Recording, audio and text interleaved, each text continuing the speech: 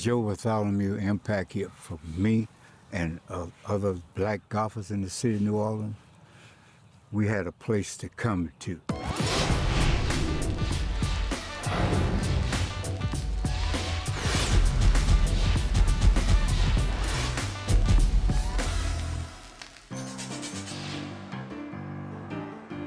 When it comes to the city of New Orleans, you probably think of a few things: Mardi Gras, Cash Money Records, being a no-limit soldier, and good food. Oh. But what if I told you there's an amazing history for the game of golf here as well? Now, like most stories, there are a few twists and turns, but as the game grows, so does the city. From the Fifth Ward to the French Quarter, there's one name that connects them all for me, and that name is Joseph Bartholomew. I am Jacques Slade. Welcome to Voices, and this is the story of how a black architect paved the way for the culture and the game right here in New Orleans. To get things started, we headed out to Joseph Bartholomew Municipal Course, where I got to learn a little bit more about the man who built it. Mr. Joe was approached by H.T. Cotton, who was a member at the Metairie Country Club at the time, and he entrusted Joe with the project because he thought he could get the job done. So they sent him off to New York to work with Seth Raynaud at an institute that taught people how to golf architect, and Joe was actually one of the first blacks that was there. And when he came back, he found this wooded wetland area behind a place that nobody would go to. And then when he brought him back there, it was almost like seeing Disney World. Everybody was astonished that he got this done without telling anyone. Then he built a Colonial Country Club, he built that one. Metairie Country Club, he built that one. Audubon Country Club, he built that one. Joseph worked tirelessly, putting his stamp on a number of courses throughout Louisiana and Mississippi. The sad story is Mr. Joe couldn't play at any of them. Even the ones in his own backyard, including this one, and he grew up in this neighborhood and still couldn't play. And to me, this what makes his story so unique is because he built this knowing I can't play. So I can't even come here and play on something that I built, and I knew that before I signed up. And it takes a lot of courage out of a man to put his pride aside and be like, I'm gonna build this for somebody who doesn't like me and doesn't look like me.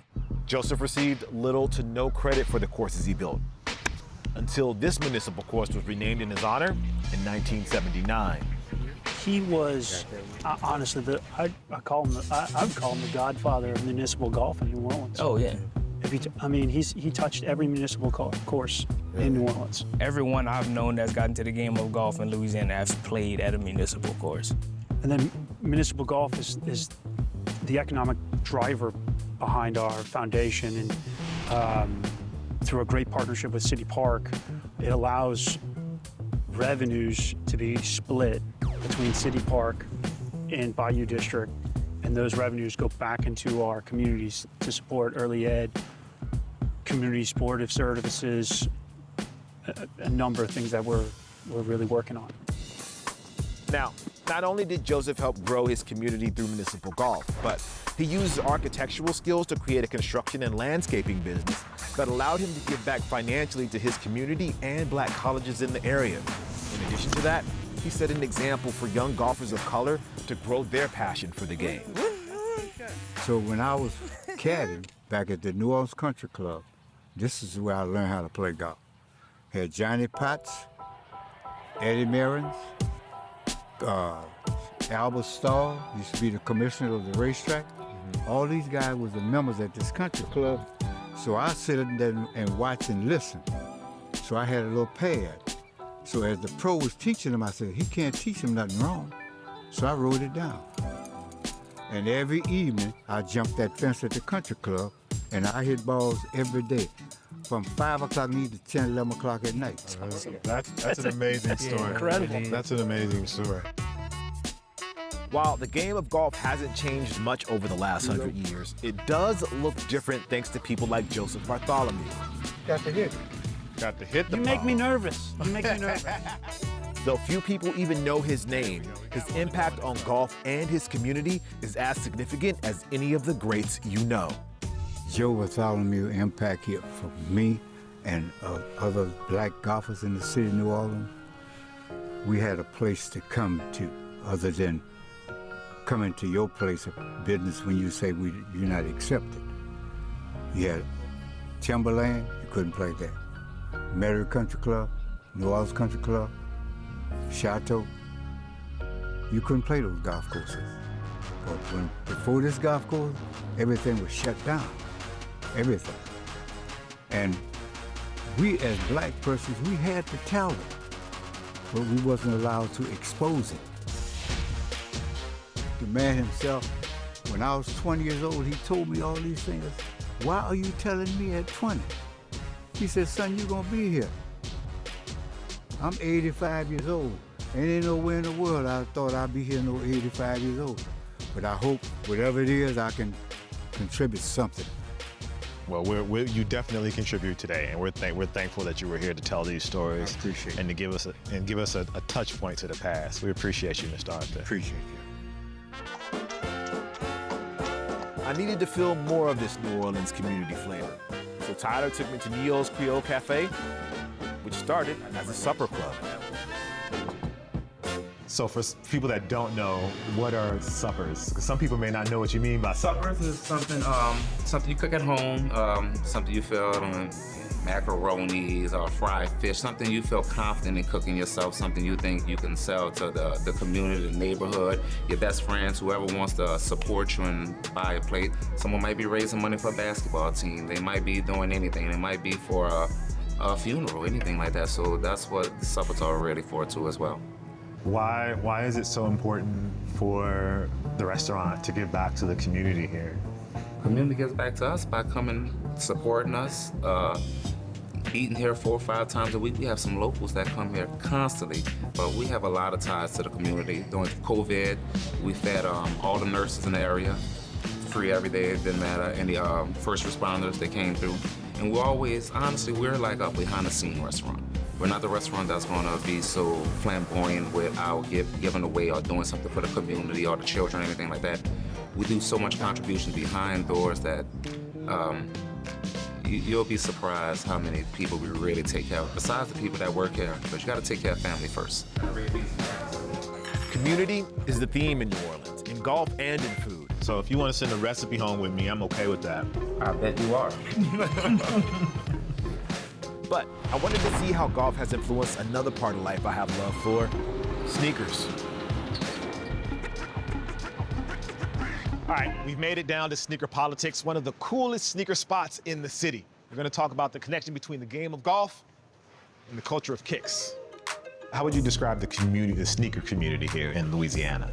Man, when I say, like, it's legit all over. New Balance are taking over heavily. They're constantly putting out new models, and you see a lot of Jordan 3s, man, 4s. That's like our favorites down here. Old Nike basketball as well. So you brought the Vomeros today. Yeah. Those look super clean. It's my first time wearing them.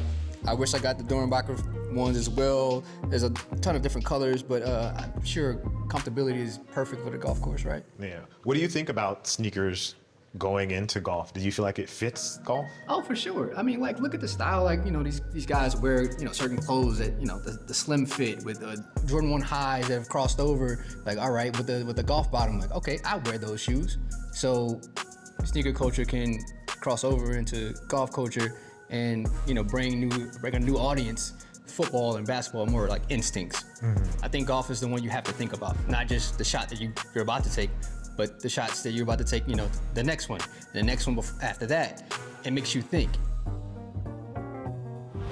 That sentiment is growing into a worldwide community of golf. The Zurich Classic has been a long-time supporter of it here in New Orleans, so we stopped by to find out about how they are impacting this community. This is a team tournament. These are all individual players. We see them on the weekend playing their individual game. Here, the guard's down a little bit. They're playing with somebody. And that's really, Zurich's about collaboration, teamwork. Going back to Mr. Bartholomew, the things that he did that are just not remembered or recognized, those are the kinds of things that we're trying to do, improve the area, but also make sure people remember the history. Any pro will tell you that good collaboration with their caddy is key to succeeding. Brian Mahoney is one of the few black caddies on tour, and we caught up with him at Zurich during a practice round to get his perspective on the game and the legacy Joseph has left behind. So I just want to talk to you really about your experience being a black caddy on tour and one of the few black caddies that are on tour. I'd say it's just not as many black caddies introduced into the avenue or tunnel to get to the PGA Tour. Yeah. 'Cause you're not just gonna walk out here and just be a PGA Tour caddy. Like, I started on the Corn Ferry with my guy, and he played well, and now we're here. Brian's guy is Tour Pro Hayden Buckley. Brian and Hayden have set their minds to it, and they're doing it. Mr. Bartholomew would be proud. There's obviously not a lot of black caddies on tour. Do you feel like there's any difference in the way that he's treated or the way people look at him or anything like that, being that he's a black caddy on tour? I mean, I don't look at him any different because he's incredible at his job and he's an even better person. But I think obviously in the world there's always something out there. I think people are always looking at other people differently, and that's the really the saddest part about the world, I feel like. But it's something that we kind of bonded early, and we knew, like, we just see two guys out here having fun and color doesn't matter. He and Brian have been working together for 3.5 years now, but there are challenges outside the game itself when you look different than everyone else around you. Yeah, what would you say the most challenging part about being a caddy on tour, or even just being a black caddy on tour? I'd say you're kind of just looked at with a little bit of a magnifying glass, just a little bit more than everybody else. Like, I feel like I'm always being watched. So, but I feel like it's been that way my whole life, so. Yeah. Brian says golf is getting better for him. Gets better and better every year. Man. And his outlook for the future of the game is bright. I think the game is definitely growing. African Americans, I'd say if more parents started to introduce this sport to their kids, there would be a lot of African Americans on tour, for sure, playing golf out here. This is a sport where it's not a team sport, it's an individual sport. So if you set your mind to it, you can definitely do it. From the PGA Tour to your local muni, the game of golf is thriving in New Orleans, with companies like Zurich helping out the community, Neyow's making sure the taste of the South is alive, and stores like Sneaker Politics keeping us fresh on the course. The legacy of Joseph Bartholomew is in good hands. Thank you, Mr. Bartholomew, for your courage, ambition, and drive to succeed, as well as grow the game. Golf is great, and it's getting better because of your sacrifice. May your name never be forgotten and celebrated on courses around the world. I'm Jacques Slade, this is Voices, and we'll see you next time.